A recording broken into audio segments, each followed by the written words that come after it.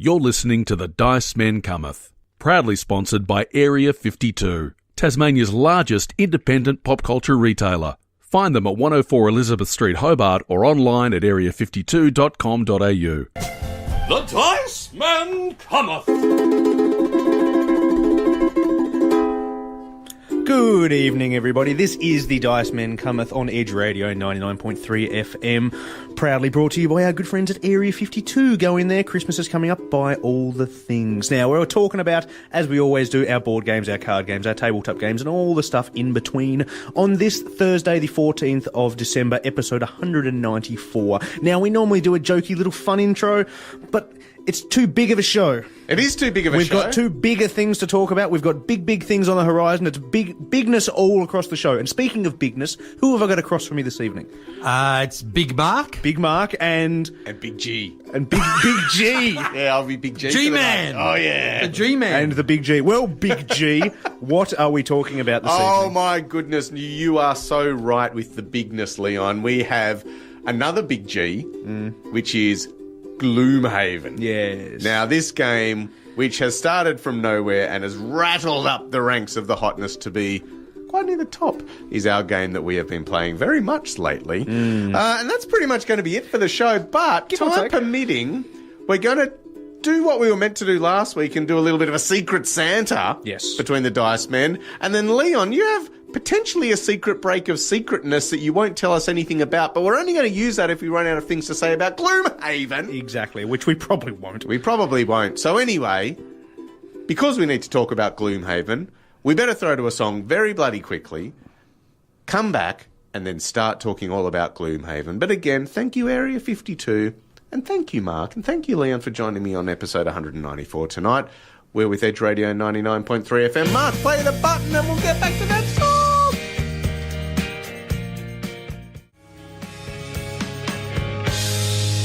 That was Maybe Tomorrow by J. Robert Youngtown, a fresh new Tassie act here on Edge Radio 99.3 FM.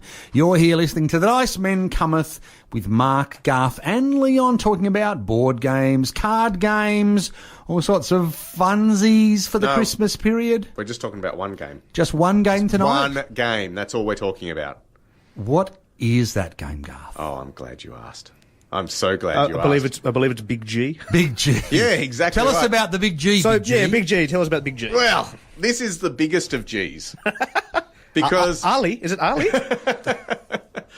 we are talking Gloomhaven, which is arguably the biggest game of 2017 because it comes in at a whopping 9.8 kilograms of It's a game. massive box. It's a phenomenally large box. It puts every other board game to shame, potentially except for maybe Kingdom Death Monster or that really big Axis and Allies that came out not too long ago. But anyway, don't talk about other games, guys. We're talking about Gloomhaven. we weren't. That was you, Garth. Big G. Just getting us off track.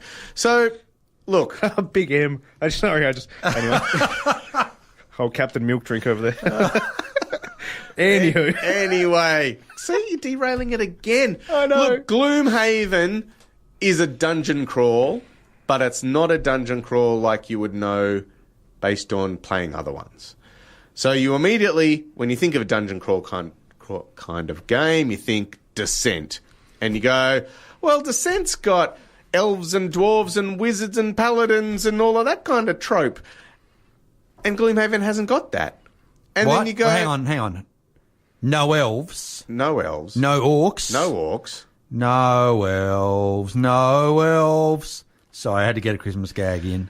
Then you go, well, Descent, you know, I got my cards and then I'm going to fight that thing. I'm going to roll some dice.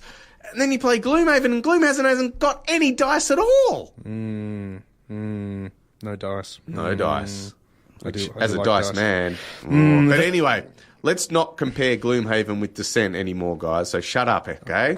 World of shifting motives. Now, players, I'm going to stop reading from BGG there and go, players, look, they're not just a party all about that because you've got your copy still coming, or you're playing it with your friends or your family, or you're going to even play it solo, Mark.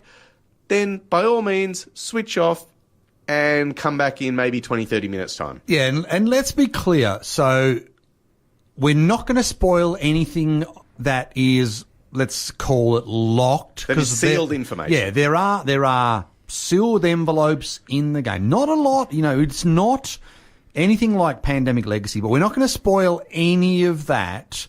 And the book of scenarios, I believe 98 scenarios, when you open it up, you can flick through that book however you like. You can play, one of the ways you can play this game is you can do generate random dungeons and play random scenarios. So we're not going to spoil anything that you wouldn't see by opening the box and just looking inside. Correct. Yeah, we're only going to talk about, we've played it 5 or 6 times. We're talking about the first 10 hours of the game, Correct. Which is a game that could take theoretically a few hundred hours possibly. Well, for us, it would thousands. definitely, yes.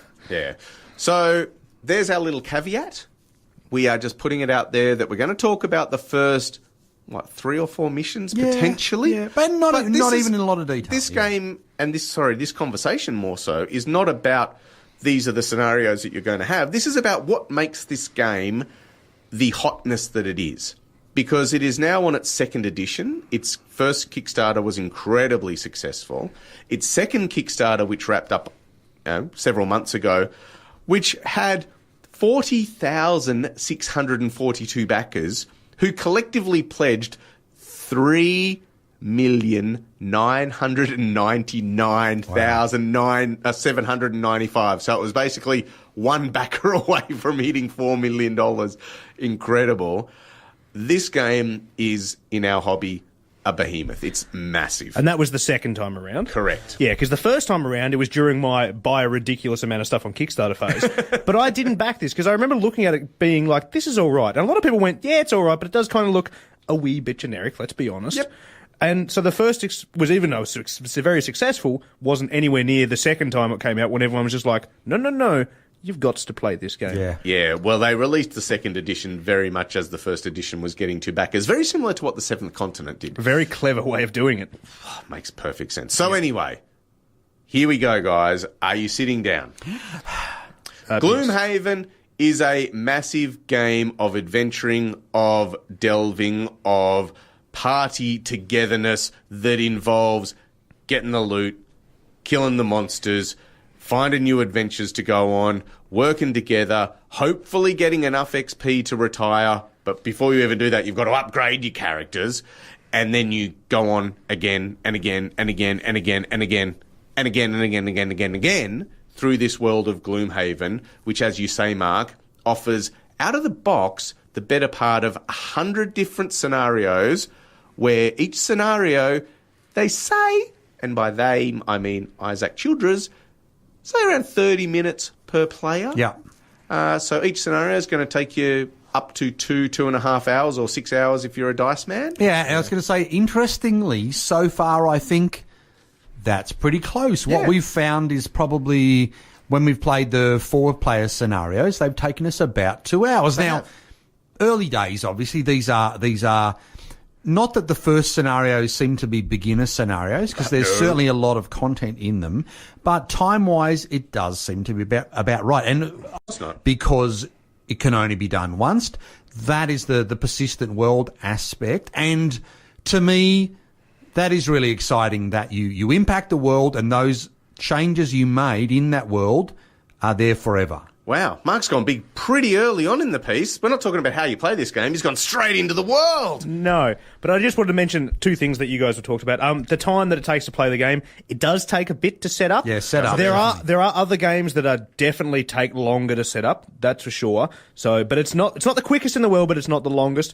But it does take a bit, and there is a few components going along, which is not a bad thing. Well, what I suggest, guys, is I've got a list of about 10 things that I want to talk about. Yep. I reckon if you're happy, we'll go through this list bit by bit, because that will take us a lot of this show just to discuss the various components about this. And please put on our reviewers' hats, gentlemen. Yes. Because we need to compare this to other things. Yes. Because that's what we're paid the big bucks And look, for. I'll yell out when we hit a certain time mark, because I think we will need to spread this over 2 breaks, I think. All right. So we're going to start with a very simple, who are the characters? Who do you start with? Who do you play? Because when you open this box, and this box, for any of us Australians out there who are listening, is about the size, the shape, and the weight of a case of beer. Oh, yeah. Yeah, it's a carton. It is a carton. And geez, Mark, the last couple of weeks, you've had to walk it up a very steep driveway. Yes. And look, it's great for your weight loss. It's awesome. But you also turn up to this house where we go and play really stinky and sweaty because of the 10 kilos that you've had to carry. Yeah, well, I'm going for the Santa look this time of year. You got to stick with big M. We can't do medium M. There's no joke in that. All right. So we are all playing it. There are 6 starting characters that you get when you play this game. Now, which one of you two, Leon or Mark, wants to start off by saying some of the characters, and we'll see if we can get all 6 out and tabled right here and now. Well, of course. Mark, you start. I'm the scoundrel. You are. So you're the Han Solo of the whole thing, aren't you? Yeah, that's right. And it's sort of the scoundrel. I'm actually human. You are a human. Is a mix, I think, of a rogue. Has a lot of what you probably associate with D&D in sort of halfling type traits. Very much out for themselves, sneaky attacks. So it's quite roguish with a few maybe ranger type elements in there. Yep, sounds fair enough. Leon, who are you? I'm honestly struggling to remember. I am the elf-ish, even though I'm not an elf. You're not an elf. I'm an elf-ish. I'm the sorcerer, aren't I? Yeah. Am I the You, sorcerer? Leon, are the orchid spellweaver. Yeah, I'm the sorcerer, right? and yeah, No so D&D tropes here. No. I'm going to get this out of the way now because it saved me saying it You're later. a flower dude. This is the most closest to Dungeons & Dragons board game ever made ever. There's not even anywhere debate about that as far as I'm concerned. Except they don't use Dungeons & Dragons tropes at all. No, just every single one of them and rename them to something else. Anyway, gentlemen, I'm a Cragheart, which is basically a stone man who has been exiled because he wasn't quite good enough, so he had his chest ripped out. You're the best part of Thor 3 is what you are. Yeah. Yeah.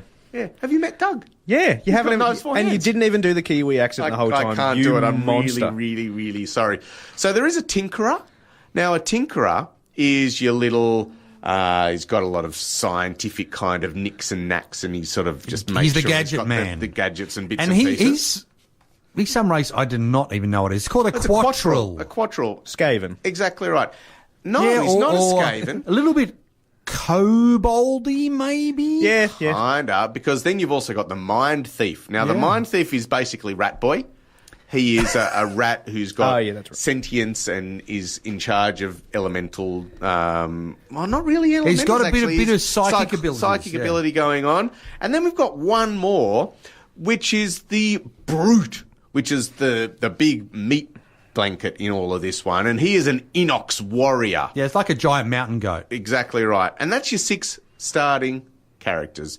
They're the 6 that when you open the box, you'll be actually able to open them and you'll be able to see them and you'll be able to see your character card, which is awesome because the character cards, apart from having one side which tells you basically how the game plays, has a really nice backstory on the back of it. So you There's immediately literally get into... a story on the back. Correct. You immediately get into the RPG element of this game, which I think it must be said is really super important because the decisions that you will be making along the way, as a gamer, you might make a decision, but you've got to always keep another sort of ear on the character. And what would your character do? Yeah.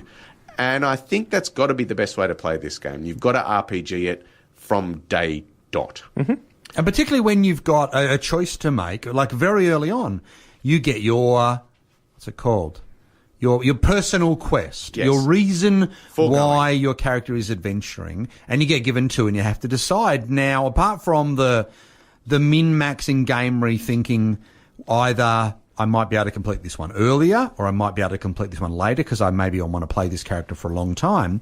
There's no other way to really make that choice because at that stage you know so little about the game. Well, this is the thing, is that you are making that decision, and it must be said that that decision you make, you will have to live with for potentially, now we haven't got this far yet, Yeah. but potentially 50 or more hours.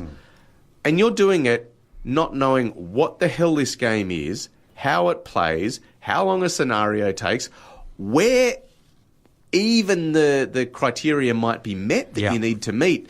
So you're going into this very much as in, I'm a really good mercenary, I'm here to make some money, and I'm doing it because of that reason that will become apparent to me as the missions go on and on and on. So this is not a game that you play a one-shot of and then go, that was fun, let's move on to another game. This is a game that will reward hours and hours and scenario after scenario after scenario of play. It's going to be a game that has to hit the table a lot. Yeah. So, we've done the characters. Was that just 1 point? That's 1 point. Now, these characters, they're going to be doing things. They're going to be going to places. And when you start this game, and we've only done the first few scenarios, there's going to be a grand total of 1 scenario that you can do. So we may as well talk about that. It's where you go into a barrow, and you are basically trying to get some gold from a bad guy because you were told to do that by some person that you met in the local tavern. Well, they're paying us. That's the important part of that. Of course they are.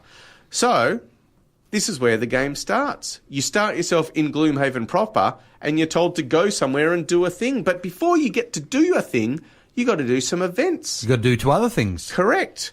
Because in this game, there are both city and road events, and they will always be important because every time you are going to be moving between either scenario to scenario, or scenario back to town, or town back to scenario, whatever combination there is, you're always going to have to do a road event, and you're always going to have to do a city event. And they are just little cards that you'll randomly draw, and they will say, your party is doing a thing then happens, and you get to decide your response to that thing. They all seem to, well, the ones we've seen so far, choice A or choice B. Choose. Correct. And the choices that you make, again, you need to role play those because you should be thinking about it, well, we're a band of mercenaries who are in it for the money. Am I going to do option A because of this reason? Or potentially, am I going to do option B because one of the characters in my mercenary group is the required race or the required person to maybe unlock something a little bit more special? And that's a really cool way to break up the scenarios. You'll do your road event, and then when you get into Gloomhaven, you'll do your city event. And that's important as well, because a lot of the city events potentially might give you a bit of money, which is handy because in the city of Gloomhaven, that's the only place you can actually do some shopping and upgrade your items, which are incredibly important in this game, even at the early stage that we are in, because items are your health potions, or your potions of speed, or your boots of speed, or your helmet of something or other, or a weapon, or anything that is in the hundreds of item cards. I think from memory there are in excess of 200 different item cards in this game, and all of them will be drip-fed to you as your characters progress, as your gold reserves increase, and as your abilities go up. Now, Garth, speaking of shopping, firstly, Christmas shopping, Area 52, games, comics, books, manga, all the things. They can give you great gift pointers.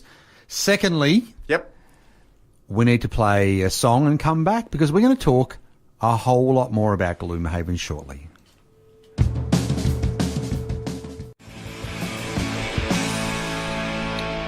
Edge Radio 99.3 FM, that was the Lucky Dips with Never Coming Back. You are here with the Dice Men Cometh, proudly brought to you by our good friends at Area 52. Go give them all your money. Take some products if you want, but just give them all your monmoney. Yes. Garth, Gloomhaven, keep going. All right, so we've done the road events, we've done the city events, you've got to your scenario, guys. Yeah. This is where the map comes out, and there's a lot of components in there, that old box of map tiles. The old modular board. Oh, it is modular to extremes. There are pieces here that are enormous. Yep. There are pieces that are small, but most of them are incredibly large, and you're probably talking hexes that are, well, an inch in diameter, I guess, and some of these boards would be 9 hexes wide. So, and what did I think you said, Garth, when you cracked it open? Was it 14 sheets of cardboard to punch? Correct. 14 sheets, which was a record for me. So that was exciting. And that's your monsters, your little sort of the things you put onto the big map tiles, your doors and your traps and your coins your and your loot and your everything. Yeah, all the little tokens. Correct. So there's a crap load. I took a photo of it on the floor and sent it to you because there are so many bits and pieces. That's amazing. So let's talk about those monsters, because you get to your scenario, you set up the map. And in typical dungeon crawly fashion, you set up the first room that you're in, and you're allowed to start as the adventuring party in certain tiles, and you'll be able to walk in and go, hello, there's some bad guys, and there's some things, and there's some doodahs. And look, there is the scenario book, which is extensive. It's not secret knowledge, but you open it up and you read the introduction to your scenario. Now, it must be said that as you progress, you will and you won't be able to do certain scenarios based on your previous history. Yeah. So the first thing that you'll see on a scenario, it will tell you the prerequisite. You can only do this if you have unlocked blah, blah, blah, blah, blah. Or you can't do this if you have unlocked blah, blah, blah, blah, blah. And that could very well be something like you can't do the mission to kill a sorcerer if 5 missions ago you already killed the sorcerer. It's just not possible. Is there a sorcerer? I have no idea. I'm just taking something Making out it up. Yeah, Cool. that is not a I thought real we gave thing. away the spoiler. I'm just saying that there are going to be scenarios that you will not be able to do based on the decisions you have made in previous scenarios. So anyway, you'll do that. If you meet the criteria, you go into your room, you set it up. Now, this is where we can talk about all the components in this board, game, box, because there are all the components. There are million, billion, trillions of components, and once you punch all of this stuff, which I did, it's never going to fit back in there unless you are a master, an absolute master at just piling it all in there, and it's just going to be a horrible mountain of pile of garbage. Or you go to your local reject shop or your shiploads or the Crazy Clark's or whatever a discount bargain, super crazy discount bargain mart is anywhere else in the world, and you buy Plano boxes and you buy rubber bands and you buy baggies and you buy all that kind of stuff, because this game is a nuisance to set up and a nuisance to pack, to break up at the end of the night as well. Everything in the middle, well, we'll talk about that. But getting it started and getting it finished involves a fair bit of work. And it must be said that there's a couple of amazing inserts you can pick up, I think, from like your Meeple Realty and your Broken Token. But particularly living at the butthole side of the world, where shipping these things costs as much as buying them, you're almost paying, for us, you're almost paying as much as you paid for the game to get those inserts. Now, in other parts of the world, obviously, you don't have those concerns, but I believe there's still maybe like $40 or $50 for these inserts. Yeah, it's massive. And they do, I do understand that they do reduce the setup time quite a bit. Yep. But, anyway. Yeah, a lot of money. Yes. So, speaking of components, the characters themselves that you play as, they are minis? There are. That you start with the 6 base minis. Yep. However, there are 17 of them. Yeah. But you don't know what the other ones are because you haven't earned the right, Leon, to find out what they are because you haven't upgraded and retired your character. But my point was being is that they are minis. Your characters are minis. Plastic The boss and the monster characters are little standees with like the cardboard, nicely designed enemies on it. Very a la Dead of Winter type characters on it. So you've got minis and them on the board at the same time. Yep, minis and standees. Discuss. I think it's great. I really like it. Would you not prefer just all... I wouldn't say all minis, because then this game would be $5,000. I think I'd rather all standees than have the minis and the standees on the board. It's not that big a deal, but I think that's just my preference. Well, look, for me, I really like the fact that the heroes are minis, because you are going to be playing with the same hero for tens of hours. Yeah. And for an increasingly large population in our gaming hobby, they're going to want to paint them. Yeah. They're going to want to personalise them. And that's what's happening. We have 6 minis over at Aiden's house right now in various stages of being painted into actual our characters. And the thing is, with the monsters, there are so many of them. And the other thing about that is that each of the monster groups, and we'll just talk a group of skeletons. Skellies. For the sake of Skeletons it, in the castle, yes. there might be in the game 15 of those or 12 of those or whatever, but each one of them has their own number. And it's numbered 1 through to 12, And the reason for that... Hang on. There's 15 skeletons numbered 1 to 12. Oh, it doesn't matter. The point is, there is a certain number of them. He nearly did a swear, I heard it. And it is important because at some point in the game, they're all going to be out on the board. Yep. And it leads into a very nice way about how you track the damage, because this is a game where you're not just going to go Shazam and destroy a skeleton. You are going to go Shazam, I've done you a bit of damage, or Shazam, I've done twice as much damage, or Shazam, I've missed. Take that, Skellington. All of those things, and you need to track Number all 12. Exactly. You need to track all of the damage, and it's done really cleverly with cards. it is a good system. Where each of the cards, you don't have just the name of the monster type that you're fighting, but there's kind of like a pie chart out there that'll have numbers 1 through 12 or 1 through 15. Doesn't really matter. Yeah. So that you can put your little damage tokens on those and go, oh, I'm going to attack skeleton number 3. I can see quite clearly it's got 4 damage and that it's poisoned or something else. Yeah, and I've got a good chance of killing it. It's a cool little design, that's for sure. Especially when you first see it, you go, oh, that makes perfect sense. You wouldn't want to go bumping it, though. No, you wouldn't. That could cause some issues. Yes. And let's just to tidy it up. So what you've got is you've got an envelope which has numbers on it, and as you said, I think there's one that has 6, one that has 8, one that has 10, one that has more. You've got about 4 or 5 of those, but then for each type of monstrance, which is the same monster but at a different level. So on one side it would have level 0, 1, 2 and 3. Flip it over and it'll have level 4, 5, 6 and 7. And then depending on the orientation of how you slip it in the envelope, you only get exposed the stats for that level. Really clever system. Yeah, and it's all about managing your party progression, because if you've been playing this game for a long time and you're all at level 7 or 8 or 9, a level 0 or a level 1 skeleton is just like stepping on an A bag ant. of bones, yeah. It just really doesn't matter. So that's how they level the scaling up in this game. But Garth, what about the combat in Gloomhaven? All right, well, the combat in Gloomhaven, funny that you should mention Descent, because it doesn't roll dice. No. It uses your own personal deck of cards, but not just one deck of cards. No, Leon. Oh. It's actually 2. Oh. There are 2 decks of cards. Now, you will have, as a character, your own private stack of your cards. Now, the number of cards... Ability cards, are we calling? Attack modifier cards, maybe. Well, no, I'm talking about the ones that you're actually going to choose to play Oh, before okay, we so worry these about are the your combats. Ability Your cards. character cards, yeah. Yes. Now, you'll always have a predetermined number of those based on the character that you're playing, and you will always get to choose what cards you play from your hand. Now, each of those cards are made up of 2 halves. They've got a top half and a bottom half. Each of those have 2 independent abilities that doesn't matter whether they are complementary or not, because on your turn, you are going to always play 2 face-down cards. You will then reveal your leading card, because each of the cards also has a number on it, which is your initiative order, and that'll tell you smallest number first, so whoever's the lowest number is going to go first in the round. But you reveal your cards, and you'll be able to do the top action from one card, and the lower action, or the bottom action, from another card. I love a bit of bottom action.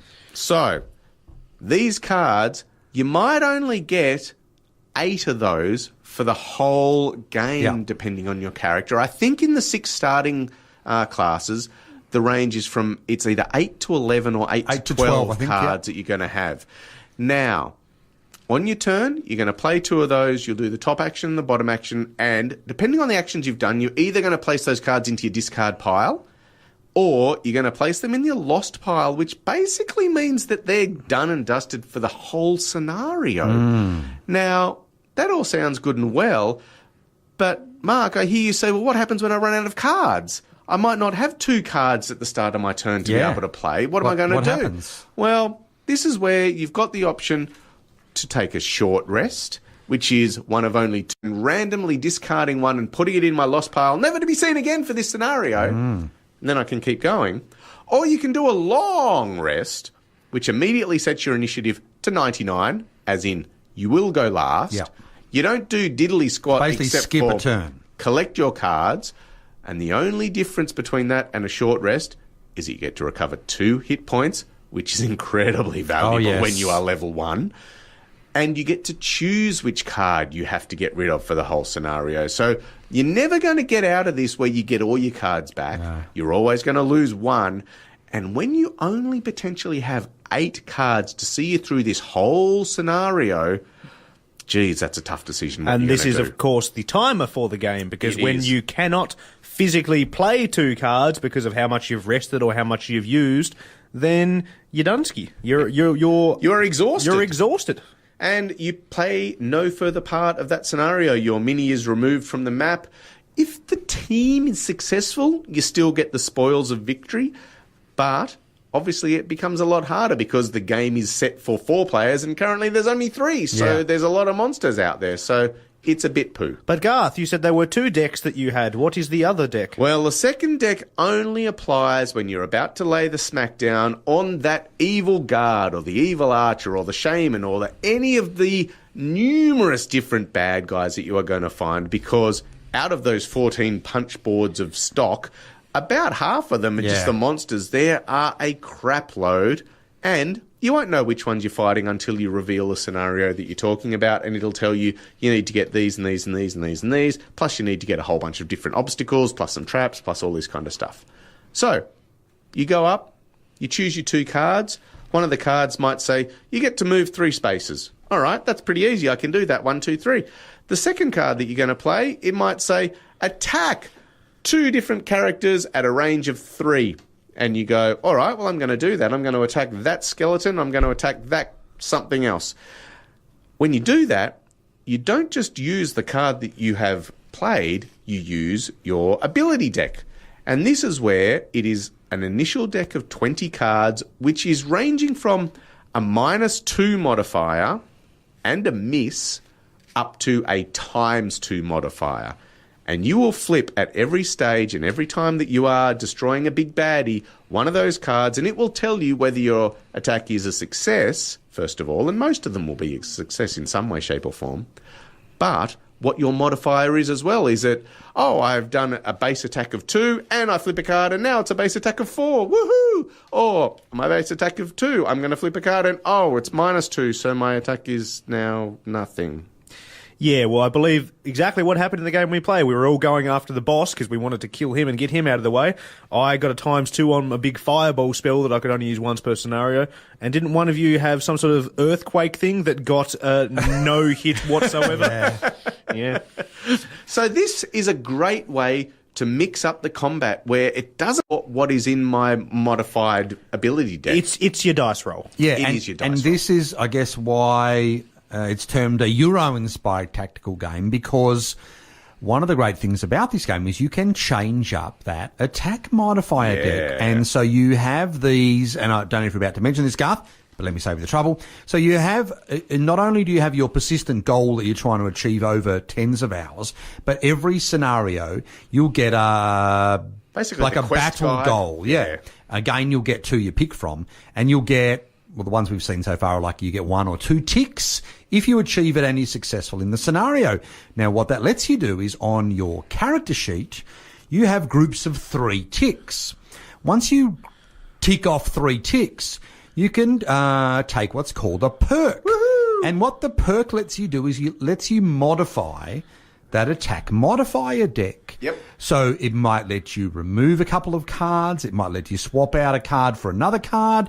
It might let you add in some special cards that you've got where each character has some of those. These decks all start out exactly the same for every character, but then each character in the little box they get, not only do they have their special ability cards and their character sheet and the character sheet where you write it with a pencil to keep track of your character, but you have some of your own attack modifier cards so that each character can add in things that are different. You're basically buffing your own deck in that regard. Yeah. So, for example, I've been able to get 3 ticks, and I've been able to add another +2 success. Shush, Leon. Buffing your own deck. I know, it's great, isn't it? Or I chose the option where I could take out 2 -1s. It's brilliant. Yeah. You back with us, Leon? Yeah, a little bit. But I love this, and one of the reasons I think that Isaac Childers said he went for this rather than a dice is that you'd have to have all these custom dice if you wanted to change it. Whereas with cards, you can swap one in, swap one out, and you can change it up. You can develop how your deck will play over the round. And look, I think it's a So simple, but very, very clever little system. And I think what you've said there probably puts the whole game in that nutshell, because it is a very simple game to play. The actual mechanics of it are not complicated. The monsters, the bad guys, all operate in a very simple way. They each have their own monster deck. On each turn, when the characters, the players, have all chosen their 2 cards to play that turn, the monster decks will each reveal 1 card for each monster type. They will also have an initiative number to show where the monsters are going in the turn order. And they will say, the monsters of the guard type are moving and attacking. Or the next card might say that they're just attacking. Or they might say they're shielding and making themselves stronger. So you're never going to know whether the monsters are going to be moving and attacking. It's not consistent. It's not always they're going to do the same things over and over again, which makes it more living. It makes it more real, because you can't, as the players, go, well, we know exactly what these bad guys are going to do, so we can form an absolutely seamless strategy that will definitely work. There's enough variability in there to keep it always interesting. So, the game is simple. It takes a long time. It's just the longest discussion we've ever had on a game. It's simple, though. We're already almost 3/4 of the way through this show, and we haven't said whether we like it or not. Yeah. Oh, So- well, I So who think wants we to go sort of first? have. Who wants to go first here, Mark? You go first. Okay, well, look, I love that I can role play. So for me, this is filling a niche of, instead of a Dungeon and Dragons session, a role-playing session, I get to do this. I love the scenarios, and even from what we've seen so far, are quite varied. I love the persistent world aspect. I love the attack modifiers. I love the thought You of didn't unlocking... love the curses, Mark, it must be said. Yeah. Look, we haven't even talked about the fact that you can go to the Sanctuary of the Oak and give them some money, and you get to put 2 blessings into your attack modifier deck, which are 2 extra 2 times multipliers. Yeah, But the issue is then you have to draw them out. I'm having so much fun with this game. I know I was excited when we started playing Pandemic Legacy because we were unlocking new stuff. For me, without even thinking about the secret envelopes and stuff, which there are only a couple in this, I'm just excited to play the game and explore how my character is going to change over time without even thinking about, I'm going to get to unlock another character maybe. Sure. I'm having so much fun. It's good. It's very, very good. As I said before, it is Dungeons and Dragons, the board game. Apart from, the archetypes are different and stuff, but it is the way that it plays and the role play aspect of it. It is exactly what that is, which is a brilliant thing. I hate to bring up the D word again, the Descent word, but that you can compare it to that very similarly. Is it better than Descent? Hard to say this early on. Descent is an awesome game. Very, very good. And especially now that it has that app where you don't need an overlord anymore, so you can just have all play that as co-op. And that game's been out for a long time, so there's a lot of stuff for it. However, you can just get the base game for Gloomhaven and then not have to get another board game for another year. Correct. Whereas Descent, to have all that awesome stuff, which there is a lot of now, costs a lot of money and a lot of time. Indeed. So comparing it to that is hard to say, but yeah, I can't even remember when I played it that night if I had anything bad to say about it then, and I'm struggling to think of something bad to say about it now. Yeah, look, for me, the bad is the pack up and the actual setting it all up, and that's just something to do with a game of this size. And that's not a bad thing. It's just something that everyone who goes into this game needs to know, that even if you know the game backwards, it's still going to take you half an hour to decide on where are we going, what are we doing, and now let's get the actual scenario But set up. because of the role-play aspect, that's an interesting conversation. Yes. As opposed to, say, our Pandemic Legacy setups, where we would argue for 20 minutes about what character we should bring, which was just tedious as all hell. And it's also, that was also about, like us min-maxing that particular game. Exactly. Which we haven't even had those conversations. Whereas this, there's 5 of us playing. Yeah. On in our Gloomhaven campaign, I am really excited for what the next scenario holds. I'm really excited for my character progression. I am just about to become level 2. Oh, you lucky I bugger. don't know what that means, except for the fact that I'll have a couple of extra cards to potentially put into my deck. It means I've got to get rid of some other cards, but I've got someone that will hopefully be a little bit more exciting or more powerful. This game, I don't think, looks as good as Descent. I don't think that the dungeon side of it is as beautiful. I think the Descent actual modular board looks better. However... And that does have minis for everything as well. It does. However, I'm obviously willing to put that aside because the amount of content that this game creates and the sheer gameplay is fun. The way the game says is, because you're a party, you can talk about what you're going to be doing this round, but you can't talk specifics. You can't say, I'm going to play an initiative 65 card and it's going to do this and it's going to do this.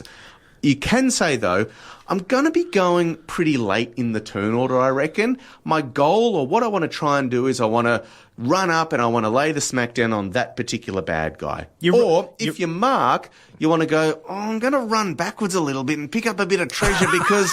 Because I like treasure. You're playing the role play aspect of it, as in you're in the same room together so you can hear each other and you're just like, I'm going to take out that warrior guy over there, he's been annoying me and whatever else. I'm going to use my magic on that guy over there, I think, and yeah. Exactly, and the monsters respond to that in that if the monster can choose to go for someone who is lower in the initiative track, as in they've played the smallest number, which means they're going first, they'll go to them.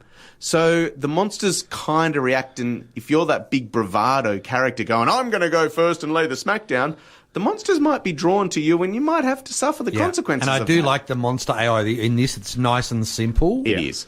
So this game has a hell of a lot going for it. I'm sorry, listeners, but this is going to be a game that the three dice men really, really like, and you're not going to hear any kind of arguments about that. It's pretty fair enough. I haven't heard negativity about this game yet. Well, let's talk about that. I was going to say, let's talk about the fact that at the moment it's ranked number 2 on Board Game Geek. Pandemic Legacy is ranked number 1. However, Gloomhaven is rated the number 1 strategy game and the number 1 thematic game. Pandemic Legacy is rated the number 2 strategy game and the number 1 thematic game. So I hear you ask, therefore, why is this not the number 1 rated game? And it's because 36,000 people have said they own Pandemic Legacy Season 1 on Board Game Geek. 22,000 people have voted on what they think of Pandemic Legacy, and they've rated it on average 8.67. Yep. 14,000 people have said they own Gloomhaven. 7,000 people have voted and said they ranked it on average 9.05. Wow. So it's ranked higher. A lot higher. The only reason it's not number 1 is because there are almost 3 times as many people that have voted for Pandemic Legacy. And when you look at this, there are 14,000 people who say they own it. There are 7,000 people who have it on their wish list. Mm-hmm. There are 50 people who said they've got it for trade. And there are 1,000 people who want to trade for it. Yep.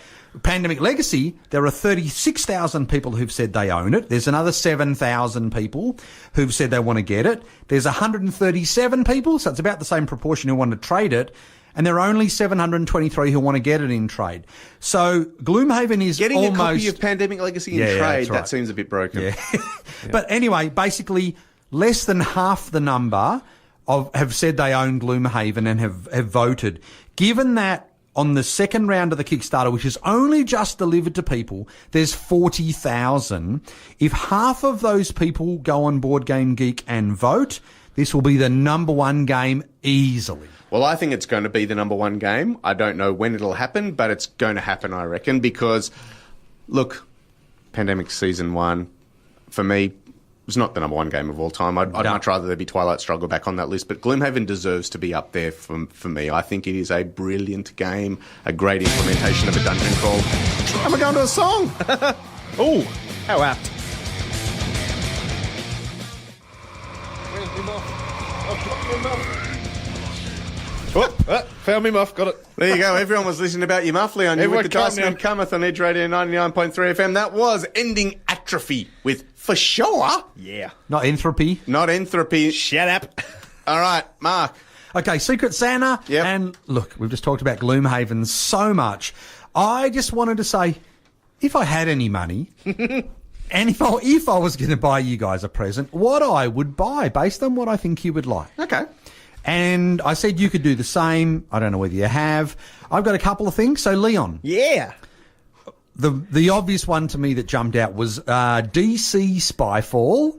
Ooh. Where you've got, the Joker is the spy. You've got the DC locations, Arkham Asylum, the Batcave, the Justice Hall of Justices things. Yep. Apparently, you've also got the Harley mechanic where Harley is trying to give information to the Joker without giving herself away.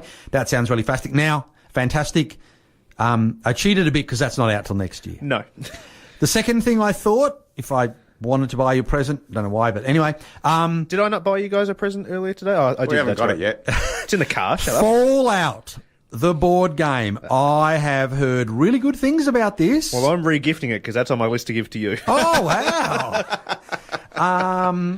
And I've heard good things about. There's going to be lots and lots of expansions. I haven't played a Fallout game since the original Fallout game because my computer hasn't been up to specs, I'm afraid. Yes, and I've been a Do they Mac still- user for a while. Do they still upgrade Commodore 64? Anyway, and the third one I had on my list, again, I've cheated a little bit because this will be kickstarted in February 2018, Batman the board game, which apparently is a re-implementation of the Conan board game, but in the Batman universe with really awesome-looking minis.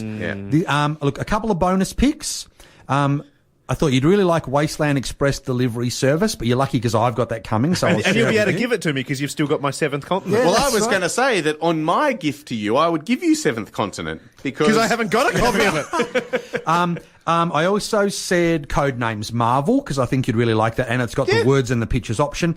And the last one is the Eldritch Horror expansion, Mass of Nyarlathotep, Well, I'll definitely be buying it, so thank you. because I didn't realise this. It adds a campaign system to the Eldritch Horror board game, and I know you love a campaign. And it adds investigator personal quests. Ooh, we can. And that will be out in the first quarter 2018 Can I as do well. three quick Go, ones for Garth. Leon? Yeah. So I thought, given your newfound love of RPGs, I'd have to get you Starfinder RPG because You mean the core book, which is what I'm giving to you? hey, cool, tick. And then I figured we'd have to give you some expansion for Terraforming Mars, just so you give that another go. And then I had to give you a subscription to Pandemic Season 1 through 10. Right. Just to make sure that you had all the pandemics. So I've got a book and then 2 big boxes of kindling. Good to know. Burning books is bad. Yes. Leon? Right. So for young Marky Mark, I've got Fallout, which we've already discussed. Yes. Since you're a man who likes a Euro, one that I haven't played and I've said for years I want to play, so I thought I'd give it to you so cheekily I could play it as well, is Le Havre. That none of us three have a copy of, and that seems kind of like a crime because it's almost like the entry-level Euro game. And then the final one is a game that I come across called Heaven and Ale. Oh, yes. Because, I mean, it was you to a T. All you had to do was BGG it in the first sentence, and I went, yeah, well, that's for Mark.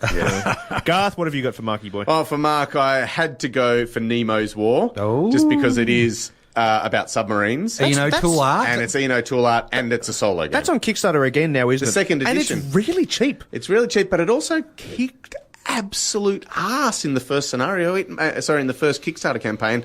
So, solo game, Mark, it's got to be for you. In similar vein, I had U-Boot. Oh, I had that for you. There we go. So I want U-Boot. it's kind of like Cold Express, but with a 3D submarine. Well, no, I had it being a combination of This War of Mine and Captain Sonar. Well, that sounds perfect as well. A lot of people confuse Cold Express with This War of Mine. Yep. And then I had to throw in Clank in Space.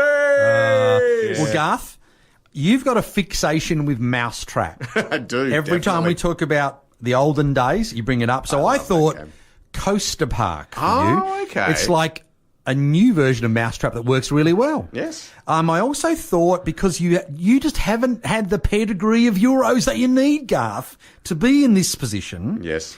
Modern Art. Cool Mini or Not have just released Modern Art, which is the Reiner Knizia auction game. It even has the mechanic where you draw a card and it tells you which type of 4 or 5 different auctions you'll actually use this time. Okay. And the Cool Mini or Not, the brand new version looks really nice. And Ex Libris by Renegade Games. I've heard so much about this with the variable player powers, the worker placement, set collection, card drafting, the fact that you have these unique workers, and one might be a gelatinous cube that eats up other people's workers. One might be a ghost, which means it can go on the same space as another worker because it doesn't really exist. Couple of bonus picks. Cockroach Poker, because it has some fantastic bluffing and it's really old school. It's great art and you can play with kids. Sounds good. CO2 Second Chance. Ah, yeah. The new version of CO2 We with need to the give Eno that game tool a art. chance after our first attempt. Of course, U-Boot. Yes. And Professor Evil and the Citadel of Time, because then we'd have a copy of that. We could talk about it for Game of the Yeah, Year. Matt Dunstan. That makes sense. So, for me, Garth, obviously the Starfinder rulebook I would give to you as well, so we can co-run this RPG. Sounds evidently. perfect, yep. Then 2 other games I've got, Meeple Circus. Oh, okay. Because I thought it'd be fun for you to play with the Kiddlywinks. Yeah, that's nice. And then kind of another game to play with the Kiddlywinks, and then play with us and we can drink lots is Rhino Hero Super Battle. Oh, okay. Just because I've always wanted to buy Rhino Hero, and apparently Super Battle's the way to go these days, and I thought he could play it with his family, but then he could play with us. That sounds good. So that is good. That is a hell of a list, Wow, lads. that is a great... I'd love to get under that tree, that's for sure. Yes. So, as usual, we've taken it right up to time again. Yep. Look, I'm sure you're going to be hearing a lot more about Gloomhaven in the future. Now, I don't know if you can get Gloomhaven at Area 52, but you can get a whole bunch of these other games at Area 52, and particularly for our local listeners, we'd love you to drop in, say, hi, I've been listening to this really cool radio show about board games, and they told me that you are awesome, because they are, and we think so. Yeah. And So on drop that in. note, we got to go, haven't we? Absolutely, it's the end of the show. So we've been the Dice Men Cometh on Edge Radio 99.3 FM. We will see you next week For the Christmas show. for the Christmas show. Yes, goodbye, everybody. Don't forget to buff your deck.